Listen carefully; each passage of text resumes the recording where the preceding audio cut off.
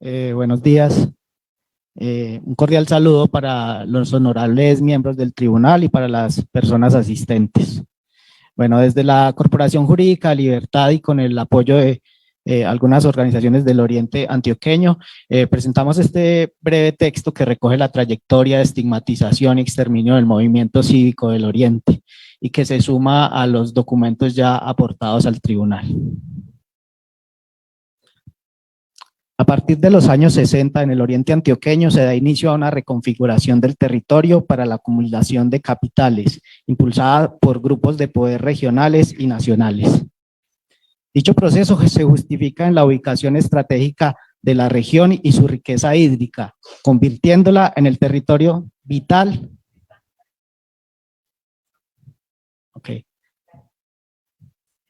Dicho proceso se justifica en la ubicación estratégica de la región y su riqueza hídrica, convirtiéndola en un territorio vital para la generación de energía eléctrica. Se emprende la construcción de hidroeléctricas y de grandes proyectos de infraestructura y transporte. Este nuevo ordenamiento del territorio pasó por encima de los intereses y la cotidianidad de los pobladores locales.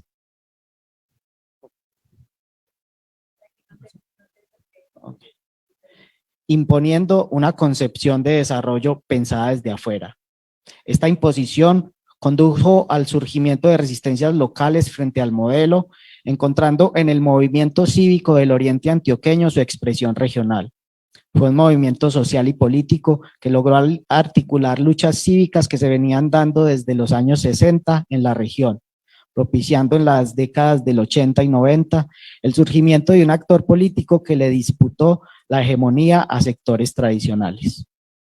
En septiembre de 1982, el movimiento desarrolló el primer paro cívico regional, con la participación de 13 municipios, dando inicio a un ciclo de movilizaciones en contra de la gobernación de Antioquia y la electrificadora de Antioquia.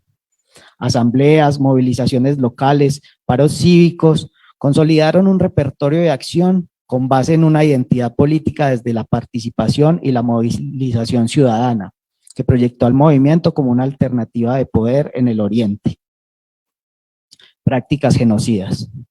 En el municipio del Peñol, el 19 de enero de 1965 fue asesinado Demetrio Galeano, médico del pueblo y propietario de varios terrenos en los que empresas públicas de Medellín proyectaba construir un gran embalse.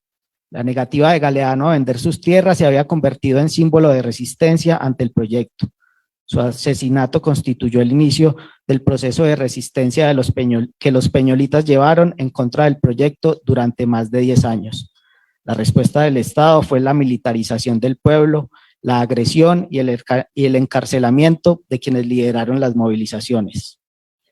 Este asesinato es el antecedente que ejemplifica la imposición de un modelo de desarrollo dirigido por agentes externos y ajeno a los intereses y sueños de los habitantes del Oriente Antioqueño, como Demetrio Galeano, quien se convirtió en el precedente macabro de cómo serían reprimidos los intentos de oposición ante los planes extractivos de sectores políticos y económicos. Contra los procesos organizativos del Oriente fueron emergiendo señalamientos y estigmatizaciones hacia la movilización ciudadana. La electrificadora de Antioquia desplegó una campaña mediática encaminada a difamar la coordinación regional del movimiento, buscando minar la legitimidad y volcar la opinión pública en su contra. Las autoridades locales y regionales tildaron de subversivos, revoltosos y agitadores profesionales a los miembros de las juntas cívicas. El éxito político del movimiento demostró su capacidad de convocatoria y movilización, situación que incomodaba a poderes económicos y políticos del departamento, lo que hizo que recibieran descalificaciones y estigmatizaciones como las del gobernador y político conservador Álvaro Villegas, quien calificó la lucha cívica como un movimiento subversivo programado por 12 anarquistas. En este ambiente de confrontación, en mayo del 82 se militarizó el casco urbano de Marinilla y se presentaron detenciones de estudiantes y dirigentes del movimiento. En Río Negro fueron detenidos y llevados a la Cuarta Brigada algunos estudiantes. Los dirigentes detenidos en Marinilla fueron sometidos a 30 y 60 días de prisión, Se impidió la celebración de la Asamblea Popular y los allanamientos y capturas arbitrarias continuaron. En septiembre del 82 se decretó paro cívico en el Oriente y la respuesta de las autoridades fue la detención de sus principales dirigentes en varios municipios, dejando un saldo de 78 capturados en la primera jornada y de 350 capturas en la segunda. Como se evidencia desde la génesis del movimiento, la estigmatización, la persecución, las agresiones y las detenciones arbitrarias hacen parte de un repertorio desplegado por un bloque de poder conformado por empresas, políticos y fuerza pública que mediante acciones coordinadas lograron ubicar y retener de forma simultánea a dirigentes del movimiento en diferentes municipios. De la estigmatización y las detenciones se pasa al asesinato de un líder cívico, Julián Conrado, baleado el 23 de octubre de 1983 en el municipio de San Carlos, en lo que sería el inicio del exterminio del movimiento cívico, que culmina con el homicidio de Ernesto Ríos Arias el 3 de mayo de 1995, completando 12 años de un proceso genocida que cobró la vida de más de 200 personas y cercenó la participación de un proyecto cívico y comunitario como opción política con capacidad de disputarle el dominio a sectores hegemónicos de partidos tradicionales, quienes hacían parte de ese bloque de poder que participó en la estigmatización y represión del movimiento cívico. Todos estos hechos condujeron a negar la participación de la población en la política institucional. Las reivindicaciones y posiciones políticas del movimiento ciudadano del Oriente Antioqueño fueron leídas no como una posibilidad para el fortalecimiento de la democracia, sino como una amenaza para los intereses de ciertos grupos políticos y económicos. Desde el asesinato de Julián Conrado se emprende una serie de denuncias y declaraciones en el marco del proceso judicial que evidenciaban la coordinación entre fuerza pública, políticos y grupos paramilitares para atentar contra los líderes cívicos. Sin embargo, ni ese asesinato ni agresiones posteriores se investigaron con el rigor y la diligencia necesarios, permitiendo que se desatara el proceso genocida con total impunidad. La impunidad se convirtió en factor estructural dentro del proceso genocida. Desde antes del asesinato de Julián Conrado, habían denuncias de la actuación de un grupo paramilitar en relación con la fuerza pública que estaba tras las amenazas contra los líderes cívicos. Incluso desde el momento en que se perpetró el homicidio, se tenían indicios claros de su autor material, sus cómplices y sus contactos con la fuerza pública. Pese a ello, la investigación nunca avanzó ni se dio captura a los sindicados.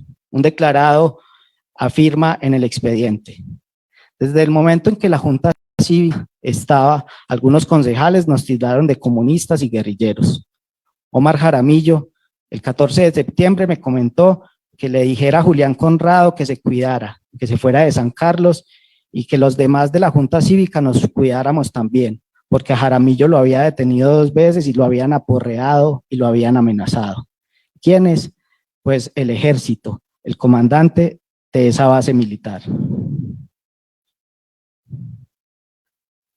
A partir de testimonios se logra identificar un grupo de personas entre las que se encontraban los presuntos autores del crimen contra Julián Conrado, relacionados con la fuerza pública y señalados de conformar un grupo paramilitar. En el expediente reza: son así 15 testimonios de personas de San Carlos y San Luis, quienes en distintas circunstancias de tiempo y lugar y por percepción directa se enteraron de que las actividades paramilitares de los mencionados Jairo Galeano, Víctor González, entre otros, no quedando duda alguna de que constituyen un grupo civil armado al servicio del ejército.